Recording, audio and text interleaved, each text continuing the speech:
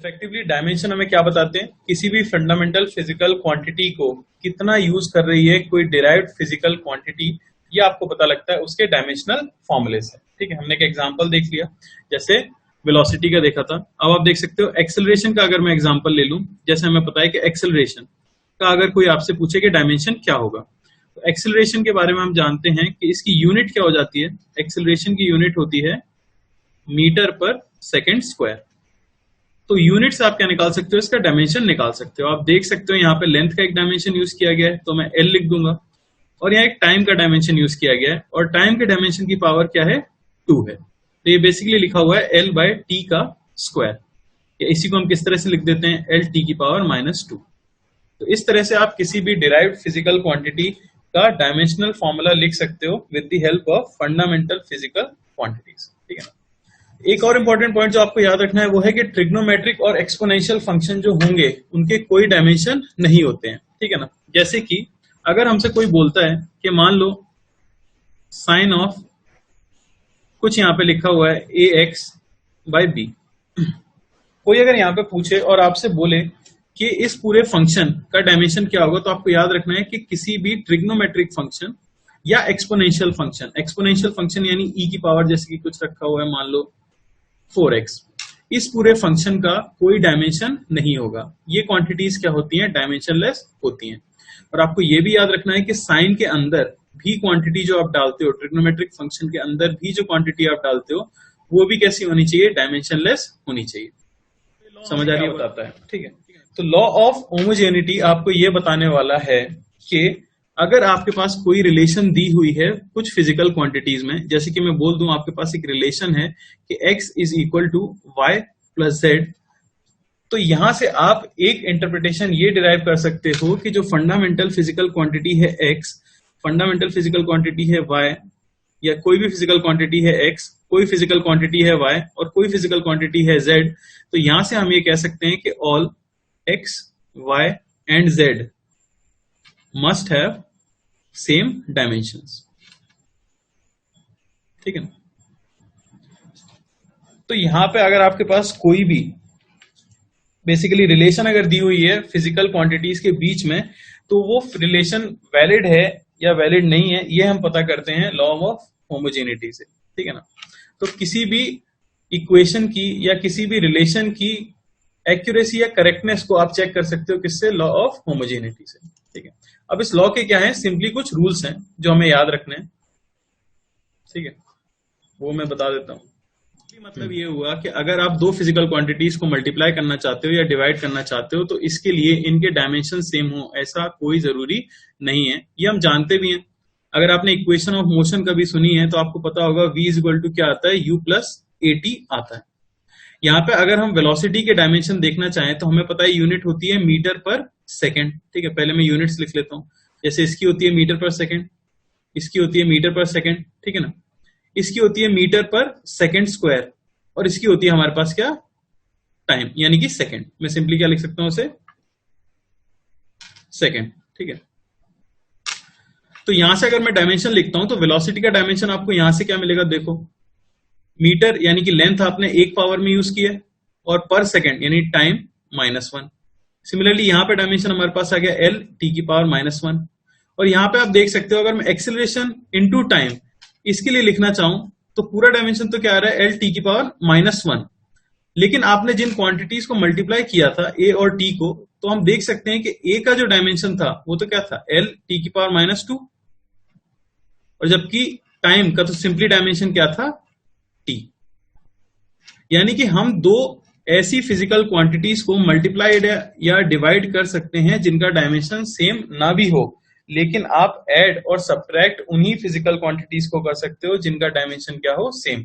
जैसे कि हम देख सकते हैं यहां पे डायमेंशन क्या है, एल टी की पावर -1, यहां पे भी डायमेंशन क्या है, एल टी की पावर -1, और ए इंटू टी, क्योंकि ये ऐड हो रहे हैं स्पीड के साथ, तो इन दोनों का मिलकर भी डायमेंशन क्या हुआ, स्पीड का डायमेंशन, यानी एल इंटू टी की पावर -1।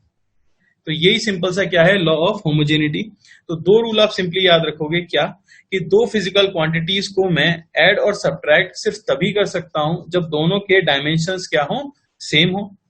लेकिन अगर मैं उन क्वांटिटीज को मल्टीप्लाई या डिवाइड करना चाह रहा हूं तो उनके डायमेंशन सेम हो भी सकते हैं और नहीं भी हो सकते हैं, कोई फर्क उससे नहीं पड़ता। क्या समझ आई बात? अब इस रूल के कुछ एप्लीकेशंस हैं और यही हमें यहाँ पे पढ़ने हैं, ठीक है। तो कौन कौन से एप्लीकेशन है? पहला एप्लीकेशन हो जाता है कन्वर्जन ऑफ यूनिट्स।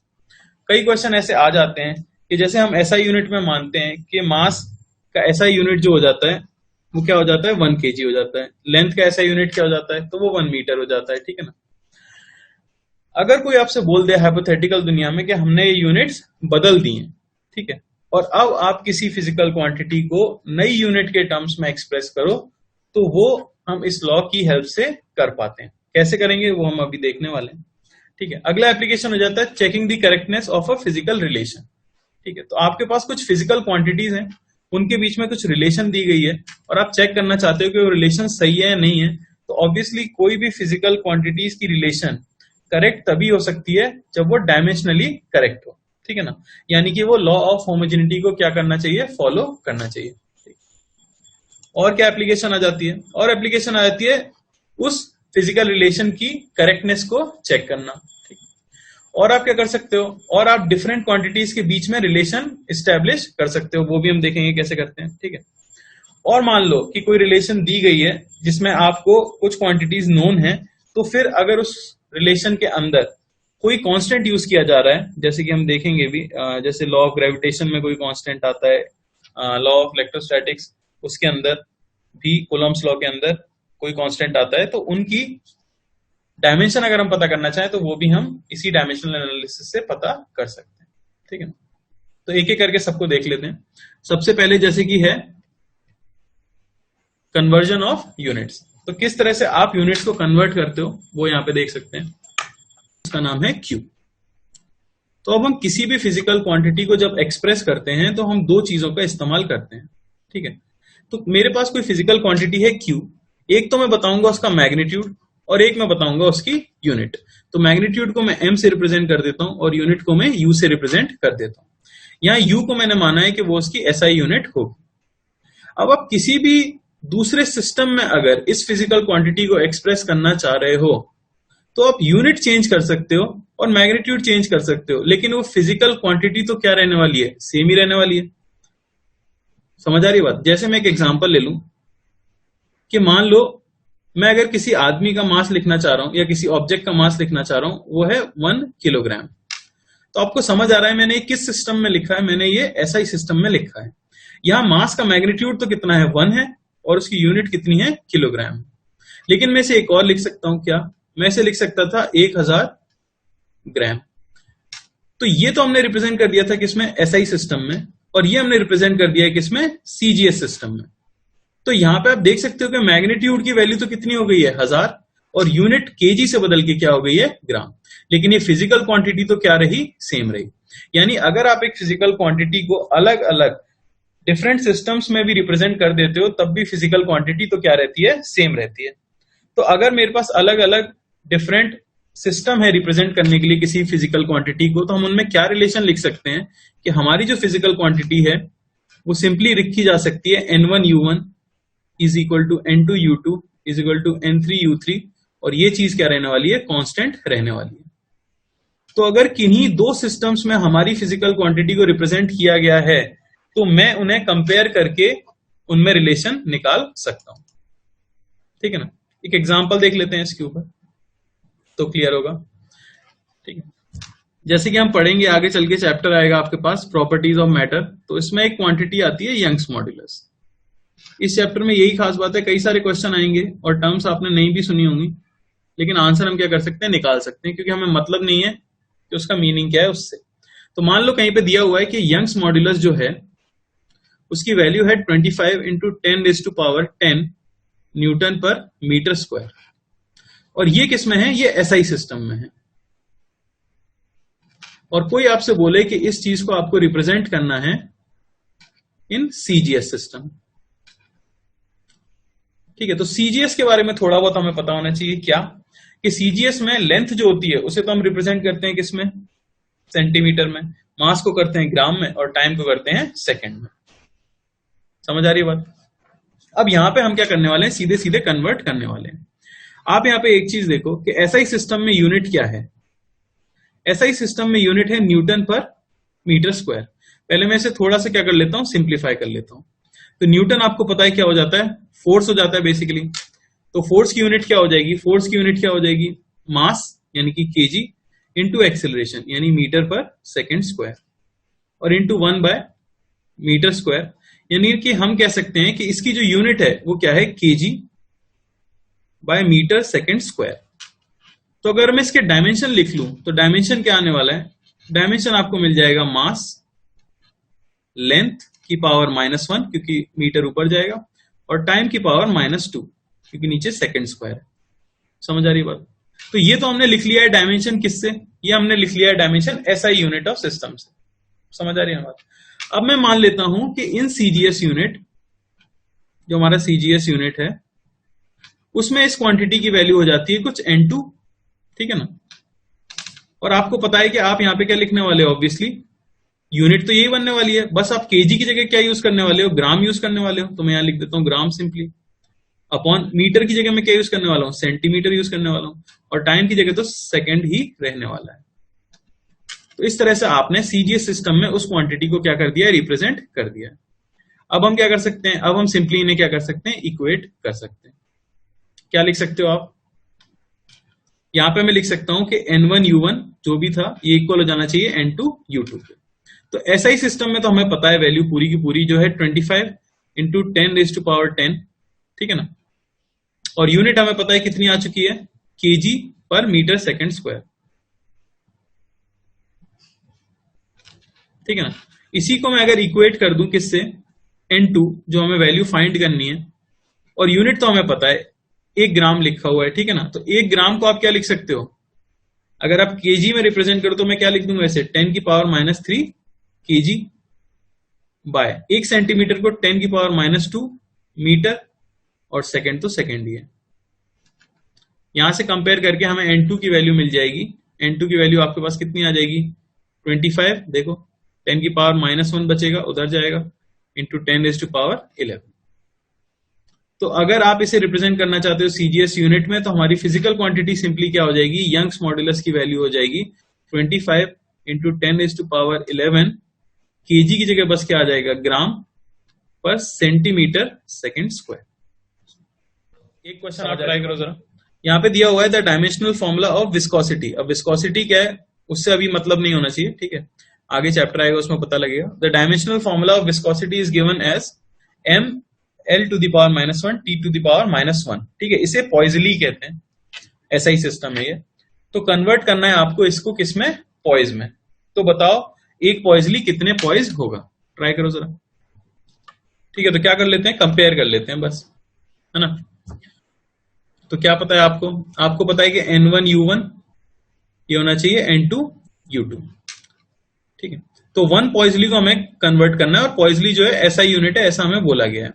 तो 1, ठीक है ना, ये तो मैं लिख रहा हूं SI में। तो SI में यूनिट क्या हो जाएगी, आप डायमेंशन से लिख सकते हो, मास दिख रहा है केजी, लेंथ की पावर -1 यानी नीचे क्या आ जाएगा, मीटर, और t की पावर -1 यानी यहां क्या आ जाएगा, सेकेंड आ जाएगा।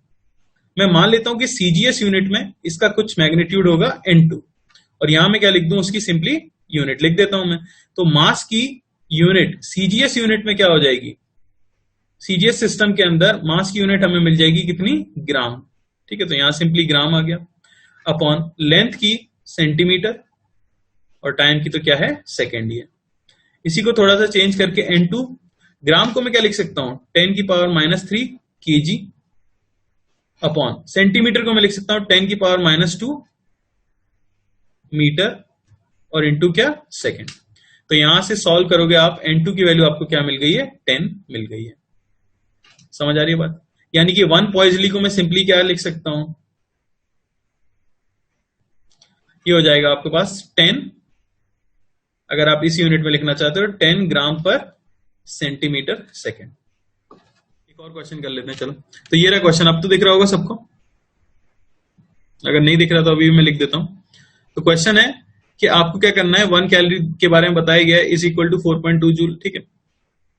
1 joule is equal to 1 kg metre square पर सेकेंड स्क्वायर, ठीक है। Suppose a hypothetical system in which unit of mass, तो मास की यूनिट जो बताई गई है हमारे हाइपोथेटिकल सिस्टम में, मास की यूनिट जो है वो है अल्फा केजी, ठीक है ना। लेंथ की यूनिट है बीटा मीटर, लेंथ की यूनिट है बीटा मीटर, और टाइम की यूनिट है गामा सेकेंड्स,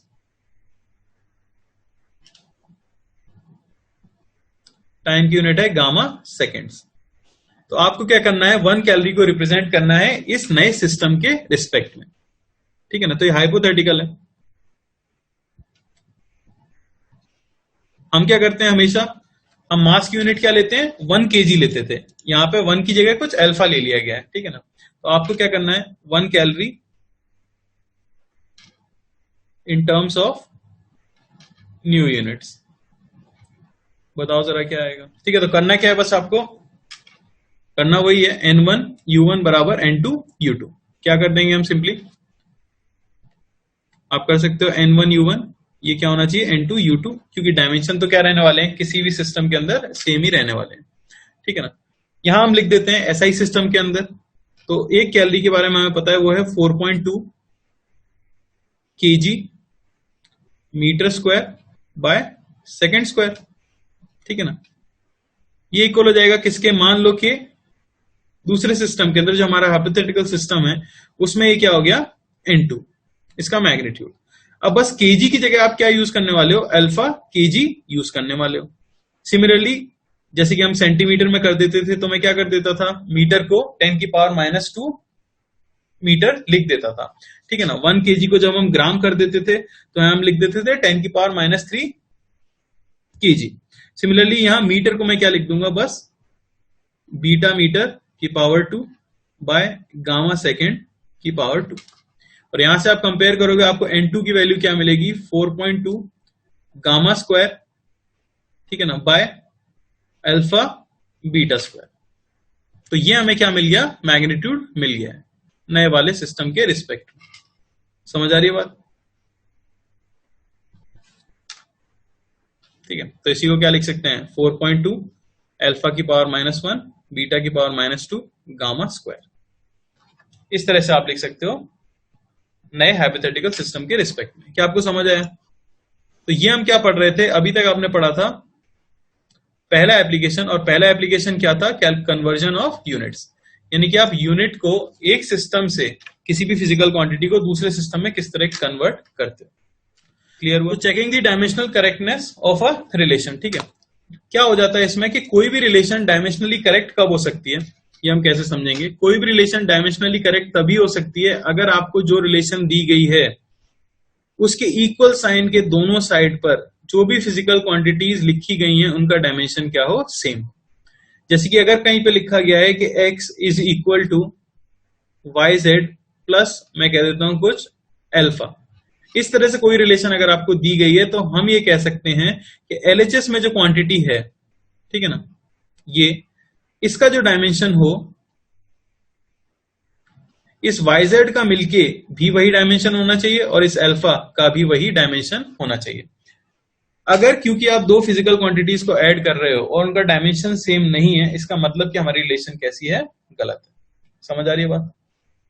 तो ये उसी लॉ के ऊपर बेस्ड है कि आप दो फिजिकल क्वांटिटीज को तभी ऐड या सब्ट्रैक्ट कर सकते हो जब उनके डायमेंशन क्या हो, सेम हो। एग्जांपल ले लेते हैं इसके ऊपर।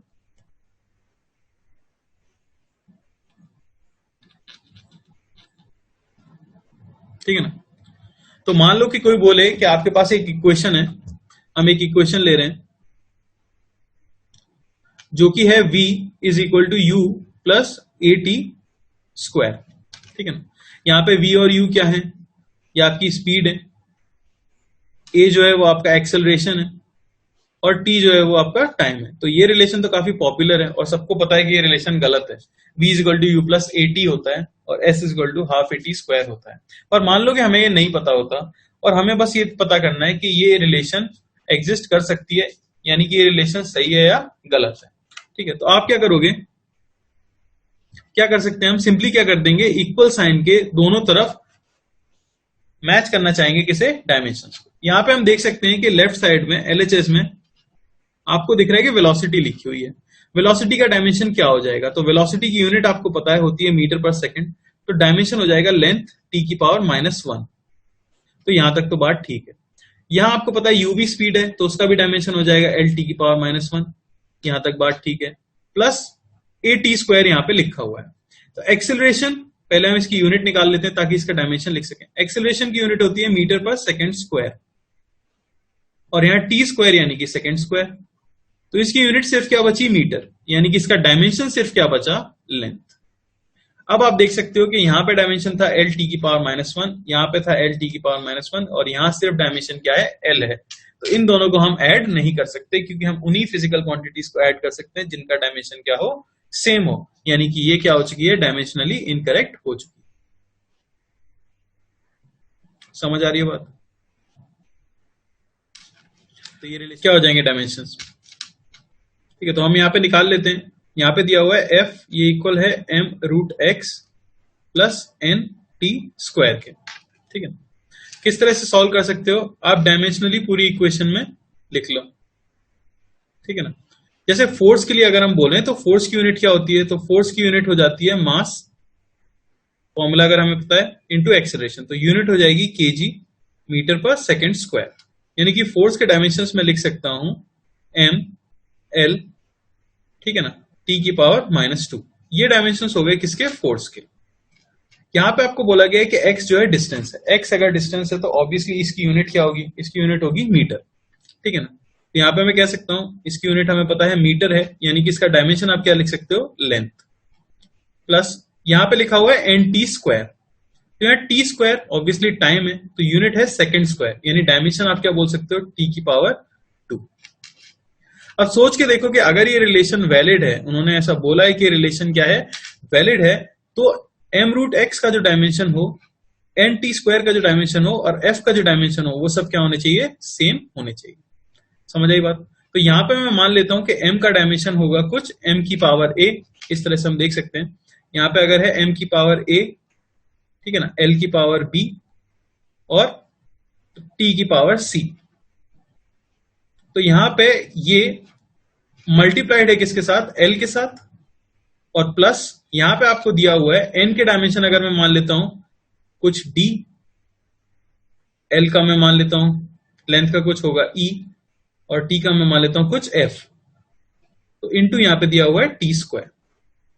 तो आप यहां से देख सकते हो कि अगर LHS और RHS में सिर्फ हम देखें तो LHS में m l t की पावर -2 ये इक्वल हो जाएगा, यहां पे आप देख सकते हो m की पावर a है, ठीक है ना, l की पावर क्या हो जाएगी, l की पावर हो जाएगी 1 + b, दिख रहा है क्योंकि ये मल्टीप्लाइड है, और t की पावर c प्लस m की पावर d, ठीक है ना, l की पावर e और t की पावर हो जाएगी f + 2। अब क्योंकि इसके डायमेंशन, इसका डायमेंशन और इसका डायमेंशन क्या होना चाहिए, सेम होना चाहिए, यानी कि मैं क्या कह सकता हूं सिंपली, यहां पे अगर आप कंपेयर करो तो a की वैल्यू आपको मिल जाएगी कितनी, 1। और हम क्या देख सकते हैं, लेंथ अगर हम कंपेयर करें तो 1 + b ये इक्वल हो जाना चाहिए 1, यानी b की वैल्यू क्या मिल जाएगी, 0। सिमिलरली c वाले को आप कंपेयर करो तो c आ जाएगा -2। और हम कंपेयर यहां से यहां को कर लेते हैं तो d की वैल्यू भी हमें मिल जाएगी कितनी, 1, ठीक है ना। e की वैल्यू हमें कितनी मिल जाएगी, 1।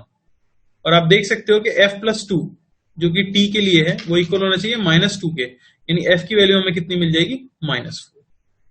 समझ आ रही है बात? तो अगर मैं बोलूं कि क्या डायमेंशन क्या होगा m का, ठीक है ना, तो m का डायमेंशन यहां से हम देख सकते हैं ये था, ठीक है ना, a b c की वैल्यू आपको मिल चुकी है। तो m की पावर a यानी कि 1, l की पावर 0 और t की पावर -2 अपॉन आपको निकालना था n। n का डायमेंशन हम निकाल चुके हैं। n का डायमेंशन क्या है हमारे पास, m की पावर d यानी कि 1, l की पावर 1 और t की पावर -4। अगर आप सॉल्व करोगे क्या मिलेगा यहां से आपको, l की पावर -1 और t की पावर 2। तो ये हो जाएगा हमारा आंसर। समझ आया? सॉरी यहाँ पे √x था तो ये लेंथ की पावर 1/2 था, ये गड़बड़ हो गई। तो यहाँ पे 1/2 + b होगा, 1/2 + b, तो b की वैल्यू हमें 1/2 मिल रही है।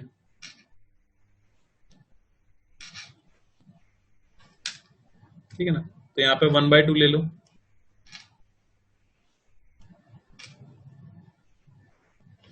तो ये -1/2 आ जाएगा, ठीक है। तो L की पावर -1/2, T की पावर 2, ये आ जाएगा आपका डायमेंशन किसका, m/n का। समझ आया? सिंपल है, यानी कि कुछ खास बात नहीं है। अगर हमें फॉर्मूला पता है बेसिक सिंपल क्वांटिटीज का, तो हम ये निकाल सकते हैं, ठीक है ना। जरा सेकंड वाला ट्राई कर लो सभी लोग, थोड़ा जल्दी करने की कोशिश करेंगे अब, ठीक है। ये तो पहला वाला था, इसलिए मैंने बहुत डिटेल में बता दिया। तो position as a function of time आपको दिया हुआ है, ये है v0/बीटा 1 माइनस e की पावर माइनस बीटा t, ठीक है। यहां पे v0 और बीटा कांस्टेंट है, x जो है वो डिस्टेंस है, पोजीशन का मतलब हो जाता है सिंपली डिस्टेंस। तो आपको डायमेंशंस बताने हैं किसके, डायमेंशंस बताने हैं v0 इंटू बीटा के। बताओ क्या आएगा। सबसे पहले तो आपको ये दिया हुआ है कि x ये इक्वल है v0/बीटा 1 माइनस e की पावर माइनस बीटा t। अच्छा, ये कैसा फंक्शन है, ये आपका एक्सपोनेंशियल फंक्शन है, ठीक है ना। तो क्योंकि ये हमारा एक्सपोनेंशियल फंक्शन है, तो हम जानते हैं ये तो क्या आने वाला है, डायमेंशनलेस आने वाला है। समझ आ रही बात। ये अगर डायमेंशनलेस है तो ये पूरी क्वांटिटी भी क्या होने वाली है, डायमेंशनलेस होने वाली है। यानी जो x का डायमेंशन हो, v0/बीटा का डायमेंशन वही होना चाहिए। समझ आई बात। तो v0/बीटा का डायमेंशन तो आपको पता है क्या है, x का डायमेंशन है। अब यहां पे देख लेते हैं, e की पावर लिखा हुआ था माइनस बीटा t। अब एक्सपोनेंशियल फंक्शन के अंदर भी जो हम डालेंगे वो भी कैसा होना चाहिए, डायमेंशनलेस होना चाहिए। समझ आ रही बात। यानी कि मैं ये कह सकता हूं कि बीटा इंटू टी, ये जो क्वांटिटी है ये डायमेंशनलेस होनी चाहिए। तो आप सिंपली देख सकते हो कि क्योंकि यहां पे टाइम की यूनिट तो क्या है, सेकंड, तो बीटा की यूनिट अगर सेकंड इनवर्स हो जाए तो यूनिट क्या हो जाएगी, कैंसिल हो जाएगी। यानी बीटा का डायमेंशन यहां से आपको पता लग जाएगा कि बीटा का डायमेंशन हो जाएगा सेकंड की पावर -1, ये हमारी यूनिट हो गई। यानी कि डायमेंशन क्या बता सकते हो आप, टी की पावर -1। समझ आई बात। तो बीटा का हमें क्या पता लग चुका है, डायमेंशन पता लग चुका है। कैसे मुझे पता लगा, क्योंकि एक्सपोनेंशियल फंक्शन क्या होते हैं, डायमेंशनलेस, और उनके अंदर जो वैल्यूज हम पुट करते हैं वो भी क्या होती है, डायमेंशनलेस होती है। Exponential function, trigonometric function, logarithmic function, इनके अंदर जो भी वैल्यूज आप पुट करो वो हमेशा क्या होनी चाहिए, डायमेंशनलेस होनी चाहिए।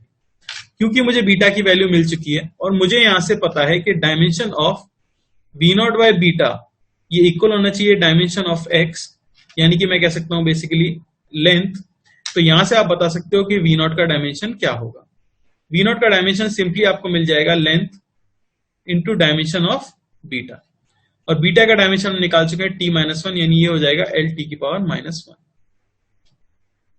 क्वेश्चन खत्म हो चुका है। आपसे पूछा गया था डायमेंशन ऑफ v0 बीटा, तो वो हो गया simply dimension of v0 into dimension of beta, यानी कि आपको मिल जाएगा LT की पावर -1 इंटू टी की पावर -1, यानी कि LT की पावर -2।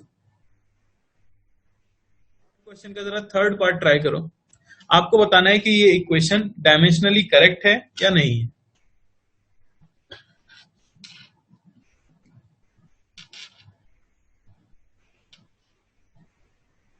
तो इक्वेशन आपको दी गई है y बराबर a साइन vt, ठीक है ना। यहां पे बताया गया है क्या कि y तो है डिस्प्लेसमेंट, a है आपका एम्पलीट्यूड। तो एम्पलीट्यूड किसे बोलते हैं, एम्पलीट्यूड भी बेसिकली एक तरह का डिस्प्लेसमेंट ही होता है, ठीक है ना। v है आपकी वेलोसिटी और t है टाइम। रिलेशन डायमेंशनली करेक्ट कब होगी, जब आपको पता है LHS इक्वल हो किसके, RHS के, है कि नहीं। यहां पे देखो जरा, y जो LHS है ये आपको बताया गया डिस्प्लेसमेंट, यानी डायमेंशन किसका है, लेंथ। राइट में आपको पता है कि ट्रिग्नोमेट्रिक फंक्शन जो होते हैं वो तो डायमेंशनलेस होते हैं, यानी ये क्वांटिटी तो क्या है, डायमेंशनलेस है। तो बचा क्या, सिर्फ a, और a आपको पता है कि डिस्प्लेसमेंट है एक तरह का, एम्पलीट्यूड, तो यहां भी डायमेंशन क्या आ गया, l। तो LHS इक्वल टू RHS तो हो रहा है, लेकिन एक और रूल था। एक और रूल क्या था कि साइन के अंदर जो आप क्वांटिटी पुट करो, बेसिकली किसी भी ट्रिग्नोमेट्रिक फंक्शन के अंदर आप जो क्वांटिटी पुट करो वो कैसी होनी चाहिए, डायमेंशनलेस होनी चाहिए। यहां पे हमने साइन के अंदर क्या पुट किया है, VT पुट किया है। तो अगर मैं VT को सिर्फ देखूं तो मैं कह सकता हूं V की यूनिट हो जाती है मीटर पर सेकंड, टाइम की यूनिट सेकंड, यानी कि यूनिट बची है मीटर। यानी VT का डायमेंशन आपको क्या मिला है? लेंथ का डायमेंशन। तो आपने साइन के अंदर एक ऐसी क्वांटिटी पुट कर दी है जिसका डायमेंशन क्या है? लेंथ है। तो यहां गड़बड़ हो चुकी है। सिर्फ इसकी वजह से हम क्या कह देंगे कि ये रिलेशन क्या है? डायमेंशनली इनकरेक्ट है। समझ आ रही है ना बात? क्योंकि हमें ये तो दिख गया था सीधे सीधे कि LHS इक्वल है RHS के, पर आपको एक और चीज भी फॉलो करवानी थी। क्या? कि एक्सपोनेंशियल फंक्शन, लॉगरिथमिक फंक्शन या ट्रिग्नोमेट्रिक फंक्शन के अंदर जो वैल्यूज हम पुट करते हैं वो भी कैसी होनी चाहिए? डायमेंशनलेस ही होनी चाहिए। समझ आई बात? ठीक है। थर्ड में बोला गया वेलोसिटी अंडर रूट TL/m, जहां V है स्पीड, T है टेंशन जो कि एक तरह का फोर्स ही होता है, M है मास और L है लेंथ। बताओ क्या आएगा भाई? ठीक है। तो फटाफट आप किससे चेक कर सकते हो? यूनिट से भी चेक कर सकते हो। यहां पे क्या है? यूनिट मीटर पर सेकंड है। Unit is equal to under root के अंदर क्या क्या आ रहा है? फोर्स। तो फोर्स क्या हो जाता है? केजी मीटर पर सेकंड स्क्वायर इंटू लेंथ यानी कि मीटर, अपॉन क्या बोला है? मास यानी कि क्या हो गया? केजी। तो यहां आपको मिला अंडर रूट के अंदर मीटर स्क्वायर पर सेकंड स्क्वायर यानी मीटर पर सेकंड। तो जब यूनिट सेम है दोनों तरफ तो डायमेंशन भी क्या होंगे? दोनों तरफ सेम होंगे। यानी कि दोनों तरफ जो डायमेंशन आ रहा है आपको वो क्या मिल रहा है? LT⁻⁻1। तो क्योंकि LHS और RHS में डायमेंशन सेम है इसलिए इक्वेशन क्या है? डायमेंशनली करेक्ट है। क्या सबको समझ आया? ठीक है ना? और देख लेते हैं और किस टाइप के क्वेश्चन आते हैं। अब ऐसे भी क्वेश्चन आपसे पूछे जा सकते हैं, जैसे फिफ्थ क्वेश्चन में बता रहा हूं। ठीक है, फोर्थ आपको ट्राई करना है घर पे। तो फिफ्थ क्वेश्चन है हमारे पास कि the van der Waals equation for a gas is given as. ये या तो आप पहले केमिस्ट्री में पढ़ लोगे या फिर हमारा भी चैप्टर आएगा थर्मोडायनेमिक्स में, काइनेटिक थ्योरी ऑफ गैसेस, उसके अंदर हम ये पढ़ेंगे। ठीक है। तो वंडरवॉल इक्वेशन दी गई है गैस की, होती क्या है अभी उस पर नहीं जाना है हमें। ठीक है। ये बेसिकली रियल गैसेस के लिए इक्वेशन होती है और उस सबसे हमें मतलब नहीं। उन्होंने कहा इक्वेशन है P plus A/V square into V minus B is equal to RT। ठीक है ना? इस तरह से दिया गया है। तो आपको बताना है कि डायमेंशंस क्या हैं A और B के। ठीक है। तो आपको डायमेंशंस बताने हैं किसके? AB। बताओ जरा डायमेंशन है कि प्रेशर की यूनिट क्या है, क्योंकि यहां पे आप देख सकते हो कि प्रेशर को ऐड किया गया है इस क्वांटिटी के साथ। तो दो क्वांटिटीज को आप ऐड तभी कर सकते हो जब वो क्या हो? डायमेंशनली सेम हो। ठीक है। तो प्रेशर क्या होता है इसका थोड़ा बहुत आइडिया होना चाहिए। वो होता है फोर्स बाय एरिया। ठीक है। फोर्स की यूनिट हमें पता है केजी मीटर पर सेकंड स्क्वायर, बाय एरिया आपको पता है मीटर स्क्वायर। यानी प्रेशर की जो यूनिट आपको मिली है वो मिली है केजी पर मीटर सेकंड स्क्वायर। समझ आई बात? तो आप यहां से क्या लिख सकते हो? डायमेंशन ऑफ प्रेशर लिख सकते हो जो कि हो जाएगा M L⁻⁻1 T⁻²। समझ आए? पहली चीज तो हमें ये पता लग गई। फिर हमें यह भी पता है कि वॉल्यूम का डायमेंशन क्या होगा? मीटर क्यूब में हम वॉल्यूम को मेजर करते हैं यानी कि L⁻3। ये हो गया डायमेंशन। अब आपको क्या बोला गया है? तो हमें बताया गया है कि P प्लस A/V स्क्वायर, ये एक्सप्रेशन यूज किया जा रहा है हमारी रिलेशन में। यहां से हम क्या कह सकते हैं? क्योंकि ये एक्सप्रेशन यूज किया जा रहा है तो आप कह सकते हो कि P का डायमेंशन और A/V स्क्वायर का डायमेंशन क्या होना चाहिए? सेम होना चाहिए। समझ आ रही है बात? तो आप सिंपली क्या कर सकते हो? डायमेंशन ऑफ P को इक्वल कर दो डायमेंशन ऑफ A/V स्क्वायर। ठीक है ना? लिख देता हूं मैं।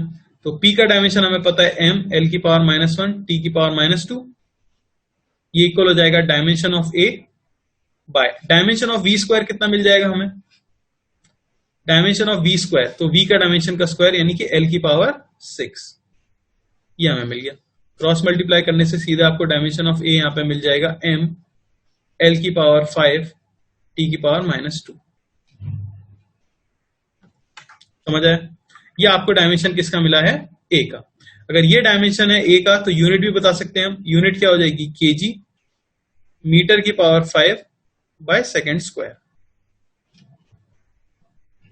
v का तो हम सिंपली बता ही सकते हैं, v का क्या आ जाएगा, आप देख सकते हो यहां पे क्या किया गया है, यहां पे v माइनस b किया गया है। तो दो क्वांटिटीज को आप सब्ट्रैक्ट भी तभी कर सकते हो जब उनका डायमेंशन क्या हो, सेम हो। तो आपको पता है v का डायमेंशन तो क्या है, l क्यूब, तो ऑब्वियसली b का भी डायमेंशन क्या होना चाहिए, l क्यूब ही होना चाहिए।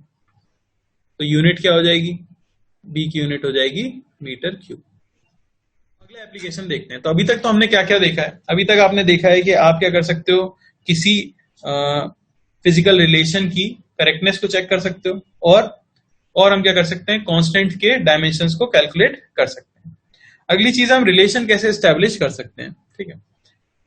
तो एग्जांपल है, मान लो कि time period of a simple pendulum, question सिर्फ इस तरह से आपको दिया रहेगा कि time period of a simple pendulum depends upon mass, length of string and acceleration due to gravity, find the expression for its time period. समझ आ रही है बात, यानी कि क्या क्या बताया गया है कि सिंपल पेंडुलम का जो टाइम पीरियड है वो डिपेंड करता है किस किस पर, डिपेंड करता है मास पे, सिंपल पेंडुलम थोड़ा बहुत तो आइडिया होगा, एक लेंथ, एक स्ट्रिंग होती है जिससे कि एक पार्टिकल लटका होता है जिसे हम बोलते हैं बॉब, नाम है इसका, ठीक है ना। तो बोला गया कि टाइम पीरियड डिपेंड कर जाता है किस पे, मास ऑफ बॉब पे, ठीक है ना, और किस पे डिपेंड करता है, लेंथ ऑफ स्ट्रिंग पे, और किस पे डिपेंड करता है, जो हमारी धरती का एक्सेलरेशन ड्यू टू ग्रेविटी है जी पे। तो आपको बताना है कि क्या रिलेशन हो सकती है टाइम पीरियड की इन तीनों के साथ। तो ये हमें बोला गया है कि इन पे डिपेंड करता है, तो आपको बतानी है कि रिलेशन क्या होगी। तो रिलेशन निकालने के लिए हम क्या करते हैं, हम अज्यूम कर लेते हैं क्या, कि टाइम पीरियड मान लो कि प्रोपोर्शनल होगा मास की किसी पावर ए पे, लेंथ की किसी पावर बी पे, और जो एक्सेलरेशन ड्यू टू ग्रेविटी है उसकी किसी पावर सी पे, ठीक है। तो यहां मैं बोल रहा हूं एक्सेलरेशन ड्यू टू ग्रेविटी, तो आपको पता होना चाहिए एक चीज, तो क्या कि ग्रेविटी की यूनिट क्या होगी, ग्रेविटी की यूनिट होगी मीटर पर सेकेंड स्क्वायर, क्योंकि ये भी एक तरह का क्या है, एक्सेलरेशन। समझ आ रही है बात। अब हम प्रोपोर्शनैलिटी जब भी हटाते हैं तो हम क्या ले आते हैं, एक कांस्टेंट लेके आते हैं जिसे प्रोपोर्शनैलिटी कांस्टेंट बोला जाता है। तो इसी को मैं लिख सकता हूं, टाइम पीरियड होगा आपका कुछ के, कांस्टेंट प्रोपोर्शनैलिटी, m की पावर a, l की पावर b और g की पावर c। अब क्योंकि ये टाइम पीरियड है तो मैं ये जानता हूं कि अगर इस रिलेशनशिप को वैलिड होना है तो LHS का डायमेंशन और RHS का डायमेंशन क्या हो जाना चाहिए, सेम हो जाना चाहिए। तो LHS का डायमेंशन अगर हम लिखें तो सिंपली वो तो टाइम का डायमेंशन इज इक्वल टू के है। यहां आपको मास है तो आप क्या कह सकते हो, m की पावर आपको बताई गई है a, length of string obviously length का डायमेंशन होगा l की पावर b, और एक्सीलरेशन ड्यू टू ग्रेविटी यहां से हम देख सकते हैं मीटर पर सेकेंड स्क्वायर यानी l t की पावर -2 की पावर c। तो k, m की पावर है a, l की पावर क्या हो जाएगी, l की पावर b प्लस c हो जाएगी, 1 नहीं होगी, ठीक है ना, और t की पावर क्या हो जाएगी -2c, ये है। अब आप कंपेयर करोगे अगर, अब आपको मिल जाएगा क्या, a तो वही आने वाला है 0, और क्या मिल जाएगा b प्लस सी, ये इक्वल हो जाना चाहिए क्या 0, क्योंकि लेंथ की भी कोई टर्म LHS में नहीं है, और LHS में टाइम की आप देख सकते हो वो पावर है 1, यानी 1 इक्वल होना चाहिए -2c के। तो यहां से c हमें मिल गया है -1/2, उसे अगर यहां पे पुट कर देंगे तो b हमें यहां से मिल जाएगा 1/2, ठीक है। तो ये पुट कर दो, टाइम पीरियड प्रोपोर्शनल आ गया, m की पावर 0, l की पावर 1/2 और g की पावर -1/2, या टाइम पीरियड को प्रोपोर्शनल लिख सकते हैं √L/g। प्रोपोर्शनैलिटी कांस्टेंट अगर लगाना चाहते हो तो t आ जाएगा k √L/g। क्लियर हुआ कैसे हम रिलेशन निकाल सकते हैं। आपको क्या करना है, डायमेंशन इक्वेट करने हैं सर, ठीक है ना। तो एक क्वेश्चन और कर लेते हैं जरा, सभी लोग ट्राई करो जरा। तो क्वेश्चन है, the velocity of a wave depends on the wavelength lambda, density of water rho and acceleration due to gravity g। तो आपको बताना है उनके टर्म्स में क्या फॉर्मूला आएगा, ठीक है। ठीक है, मैं कर देता हूं, ठीक है। तो मैं मान लूंगा कि वेलोसिटी प्रोपोर्शनल है किसके, लैम्डा की पावर a, डेंसिटी की पावर b और g की पावर c। क्या प्रोपोर्शनलिटी हटा दे तो v बराबर हो जाएगा k, लैम्डा की पावर a, रो की पावर b और g की पावर c। अब यहां हमें पता है डायमेंशन क्या है, तो एलएचएस में डायमेंशन मीटर पर सेकेंड यानी एल टी की पावर -1, तो ये आ गया डायमेंशन। यहां पे देख लेते हैं, लैम्डा हमें बताया गया है वेव लेंथ है, यानी लेंथ आ रही है यहाँ पे, तो लेंथ की पावर ए। डेंसिटी हो जाता है मास बाय वॉल्यूम, यानी केजी पर मीटर क्यूब, तो केजी हो गया आपका एम पर मीटर क्यूब यानी एल की पावर -3 की पावर बी। और acceleration due to gravity metre पर सेकेंड स्क्वायर यानी कि एल टी की पावर -2 की पावर सी। ठीक है ना, क्या कह सकता हूं मैं, एल की पावर 1 टी की पावर -1 ये इक्वल हो जाएगा, एल की पावर देख लेते हैं, एल की पावर हो जाएगी ए तो यहां पे है -3b यहां पे, यानी ए -3b और प्लस सी। समझ आ रहा है? एम की पावर देख सकते हैं, एम की पावर क्या आ जाएगी, सिर्फ बी। और टी की पावर अगर आप देखो तो टी यहां पे देख सकते हो आप, टी की पावर -2c। समझ आया? अब हम कंपेयर कर देते हैं, तो हमें मिल जाएगा a -3b प्लस c, ये इक्वल होना चाहिए 1। अगर मैं l को कंपेयर करता हूं, m को कंपेयर करते हैं तो आपको मिलेगा b होना चाहिए 0। और फाइनली हम t को कंपेयर करते हैं तो -1 ये इक्वल होना चाहिए -2c के, तो c आपको मिल गया 1/2। एक बार c मिल गया 1/2, b मिल गया 0, तो a मिल गया आपको कितना, 1/2। अब ये वैल्यूज आ चुकी हैं, पुट कर दो सिंपली, v की वैल्यू मिल जाएगी आपको k, लैम्डा की पावर a था यानी अंडर रूट लैम्डा, b 0 है यानी रो पे डिपेंड नहीं कर रहा, और g की पावर 1/2। ठीक है ना, तो ये आ जाएगा k अंडर रूट लैम्डा जी। तो क्वेश्चन है कि फंडामेंटल क्वांटिटीज क्या क्या हो गई हैं, एनर्जी सिंबल हमने बना दिया है E, एक्सेलरेशन A और length L। Fundamental physical quantities हो गई हैं, और मास को हमने बोल दिया है डिराइव्ड फिजिकल क्वांटिटी, तो आपको मास को रिप्रेजेंट करना है इनके टर्म्स में। ठीक है ना, तो हाइपोथेटिकल क्वेश्चन है, represent mass in these terms. तो वही चीज है, बेसिकली आपको मास की रिलेशन निकालनी है इन सभी के साथ।